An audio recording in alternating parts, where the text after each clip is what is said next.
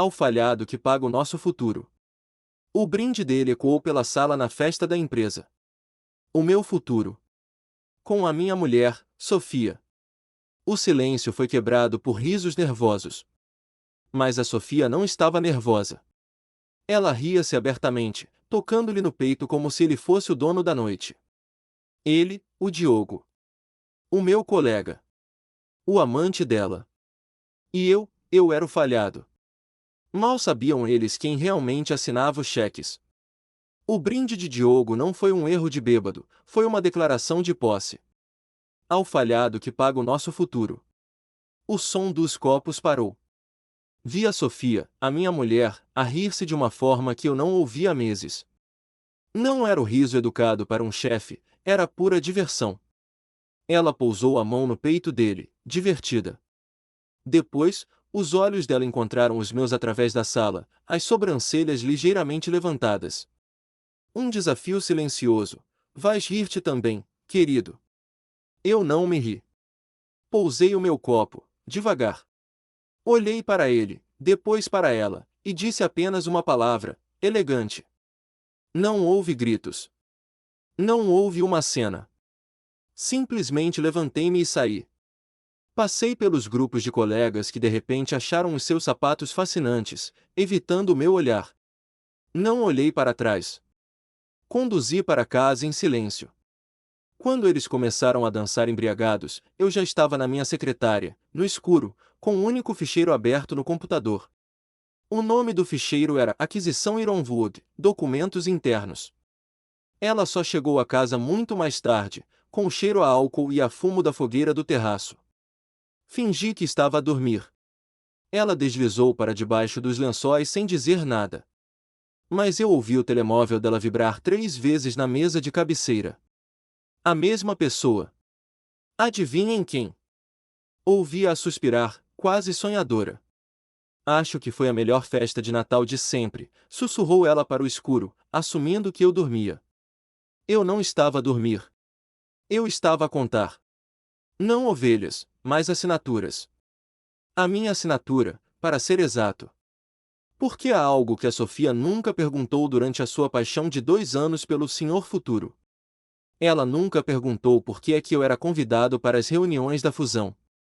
Ela achava que eu era apenas um tipo das finanças, um burocrata de camisa enfiada nas calças que mexia em folhas de cálculo. Ela nunca, uma única vez, perguntou sobre a cláusula que tornava toda a fusão Ironwood dependente da aprovação unânime de todos os consultores internos. Adivinhem quem tem a última assinatura? O champanhe deles ainda nem tinha perdido o gás, e eu já tinha o interruptor na mão. O futuro dela estava impresso a preto e branco, um acordo que ainda tinha uma linha por assinar. A minha. Eu não estava zangado. A raiva é previsível, pode ser gerida, manipulada. O que eu sentia era mais frio, mais limpo.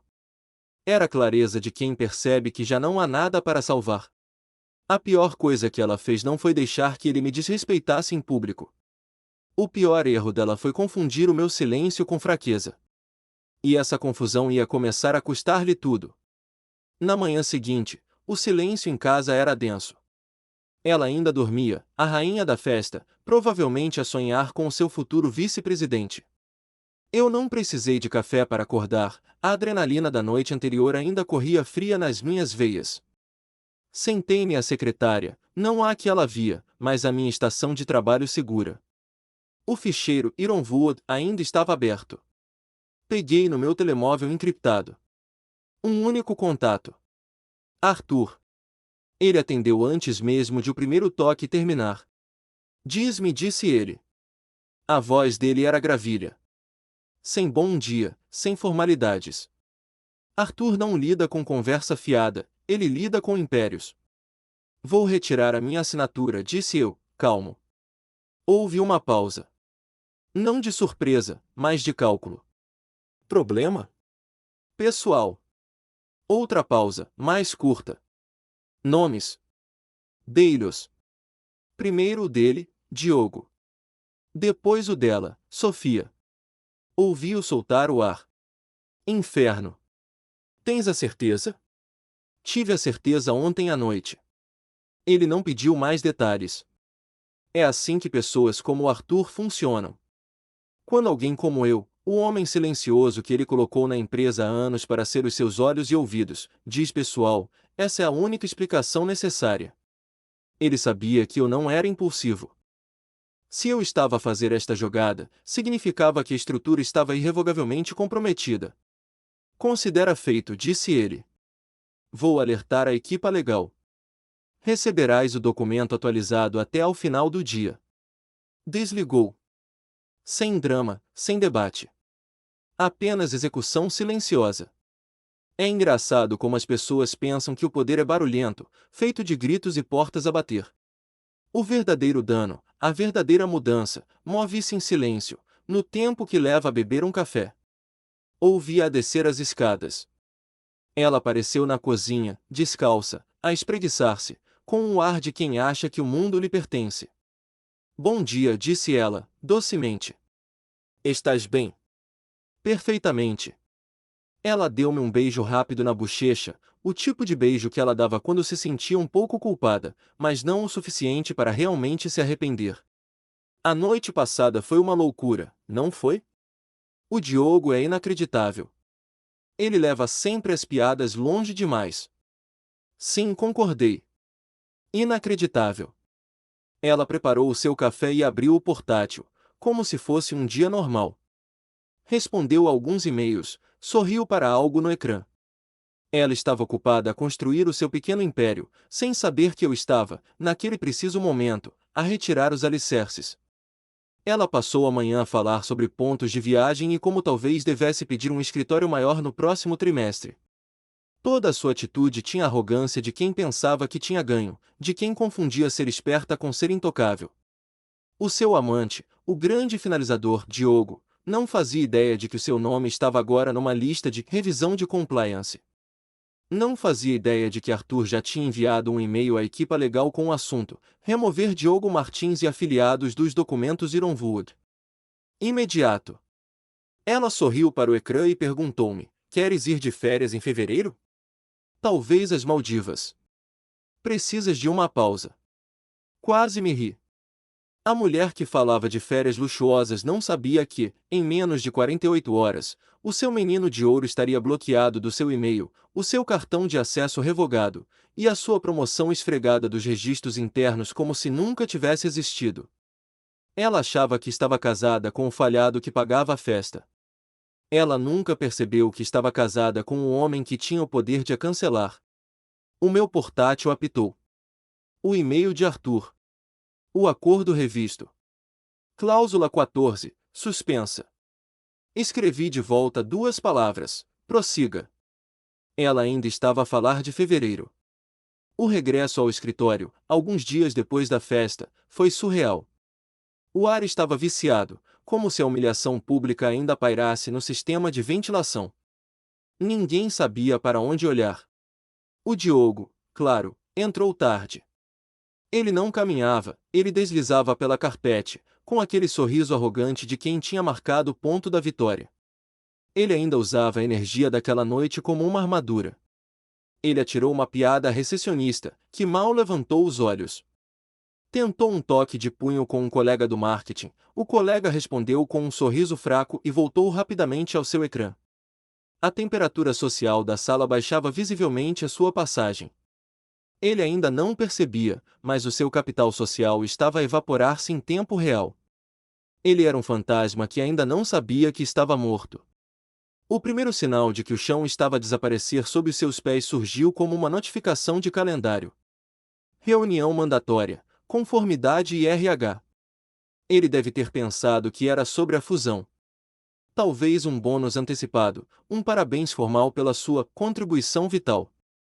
Eu observei-o à distância, da minha secretária. Vi-o endireitar o nó da gravata e caminhar para a sala de conferências 412. Ele entrou na sala como um conquistador. Eu não precisava de estar lá. Eu tinha desenhado aquele cenário meses antes. Na sala não estavam os seus admiradores. Estavam os advogados da empresa, a diretora de RH, e um gestor de risco sênior que eu próprio tinha recomendado para o cargo. Não havia sorrisos. O guião era simples, e eu sabia-o de cor. Eles não começaram pela festa. Começaram pela cláusula 14b do Acordo Ironwood. A cláusula enterrada nas últimas páginas, aquela que ninguém lê. A minha cláusula. Conflito de interesses material que afeta a integridade da fusão. A expressão dele deve ter vacilado quando percebeu que não era uma formalidade. O gestor de risco, agindo sob ordens diretas de Arthur, foi clínico. Temos um relatório anônimo, o meu relatório, indicando um relacionamento impróprio que compromete diretamente o oficial de conformidade externo responsável pela assinatura final. A sala deve ter ficado insuportavelmente silenciosa. O Diogo, o homem das respostas rápidas, o fechador de negócios, ficou sem palavras. Ele tentou rir-se, dizer que era um disparate, que era um assunto pessoal. É precisamente por ser pessoal que se torna um conflito material, Sr. Martins, respondeu o advogado. Eles perguntaram-lhe diretamente se ele tinha uma relação a declarar com a Sofia, a minha mulher. Ele ficou branco. Quer ele admitisse ou negasse, estava acabado. Ele não sabia da caixa de provas que eu tinha em casa. Ao meio-dia, o seu perfil no sistema interno ficou cinzento. Conta suspensa. O seu e-mail começou a devolver mensagens de erro. Às 12h06, o seu calendário foi bloqueado. A reunião não demorou 10 minutos. O Sr. Futuro foi informado de que estava suspenso, com efeitos imediatos, enquanto decorria uma auditoria de segurança. Pediram-lhe o seu cartão de acesso. A melhor parte. A Sofia ainda não sabia de nada.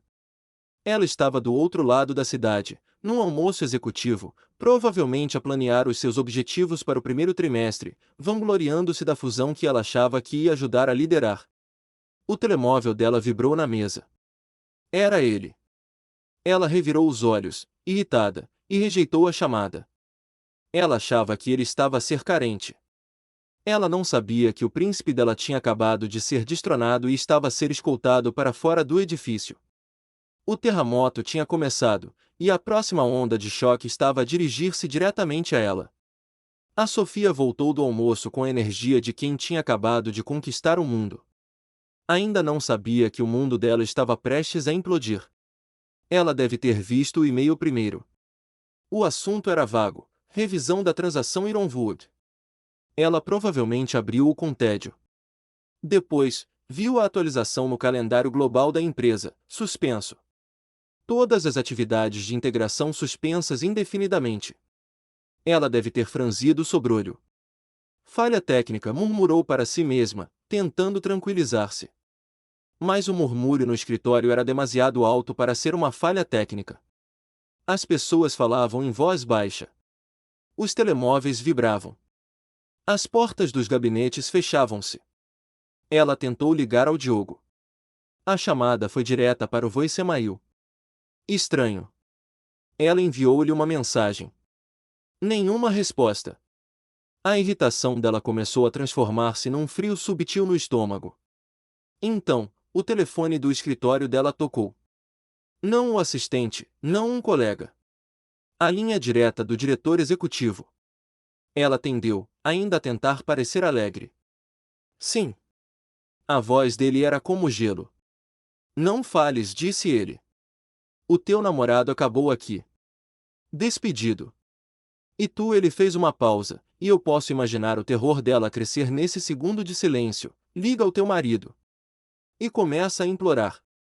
A chamada terminou. Ela ficou ali sentada, o auscultador na mão. O mundo dela, tão brilhante há 5 minutos, tinha se desmoronado. Isto não era sobre um caso, era sobre a fusão. Era sobre dinheiro. Era sobre poder. E, de alguma forma, era sobre mim. Ela nem sequer pegou no casaco. Correu do escritório, o som dos seus saltos ecoar como tiros no átrio silencioso. Ela conduziu para casa, provavelmente a quebrar todos os limites de velocidade, a sua mente a tentar processar o impensável. Ela entrou de rompante pela porta da frente, a gritar o meu nome. Mas a casa estava silenciosa. Vazia. Não havia sapatos meus junto à porta. Não havia o meu computador portátil na mesa da cozinha. Eu tinha desaparecido. No centro da mesa de jantar, onde costumávamos partilhar refeições, estava uma única chave de metal e um pedaço de papel. A minha caligrafia, calma e precisa, qualquer comunicação futura será tratada pelo meu advogado. Vais querer guardar isto? Abre a caixa no escritório. Ela correu para o escritório. Atrás de uma fila de livros de direito que ela comprou para decoração, estava a caixa de metal preta. Uma caixa que ela nem se lembrava que existia. A chave rodou suavemente. Lá dentro, não estava o caos. Estava a ordem. Pilhas de e-mails impressos, meticulosamente organizados por data. A correspondência dela com o Diogo. Confirmações de reservas de hotel em nomes falsos. Recibos de jantares caros que ela tinha lançado como despesas de entretenimento de clientes.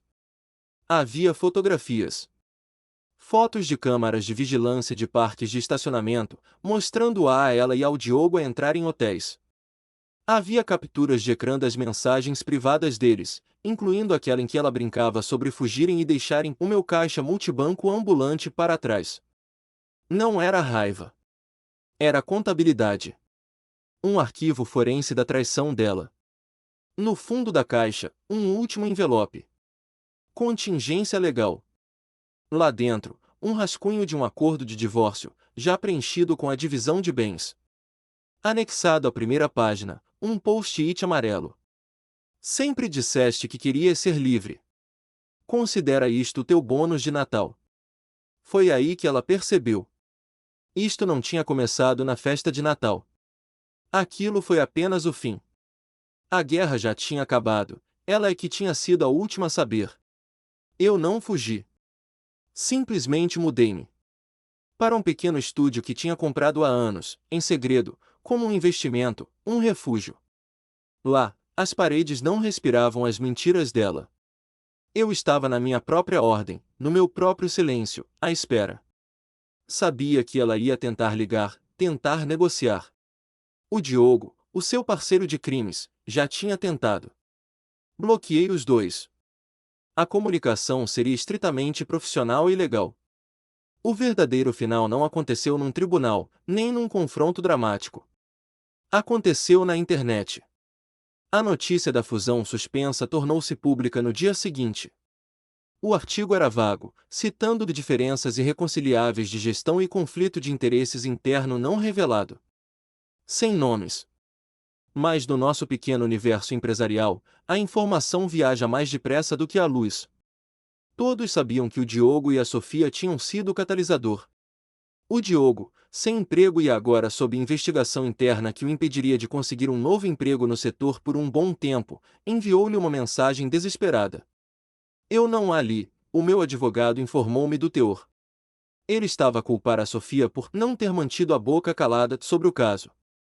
O senhor futuro estava a desmoronar-se e, no processo, estava a arrastar o que restava da cumplicidade deles para o fundo. A Sofia, entretanto, tentou lutar. Tentou contactar o Arthur, tentando sublinhar o seu valor, dizendo que o meu problema pessoal não devia ditar o futuro da empresa.